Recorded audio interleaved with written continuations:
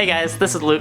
I just wanted to share with you guys how I've been taking multi-light photos recently with only one light. Now in professional photography, a lot of times they have a whole bunch of lights that they shine on their subject at different angles in the background, different colors maybe. To take that photo from looking like this, do this. And I'm going to show you how I got that very shot with only one light. Isn't that cool? Okay, recently I bought this LED light that changes colors. Super cool, been really happy with it. Link in the description below if you want to pick one of these up on Amazon. And this is what I'm going to be lighting my photo with. Here's my little setup. Guitar, amp, camera. So what I'm going to start with is blue. It's nice teal blue. Shine some of that up on the headstock here. Snap a photo.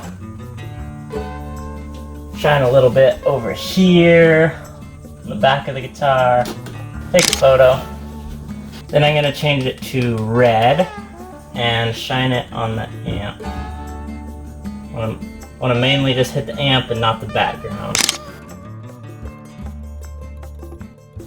Now we want to open up all three of those photos in our photo editing software. I'm using GIMP. And here's our first photo, second photo, and third photo with the red. And all of these photos are on top of each other.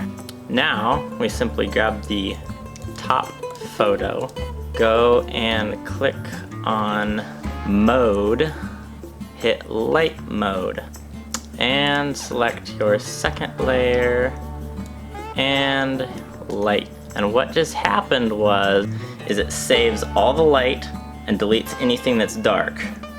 It keeps anything that's lighter than the photo behind it, at least.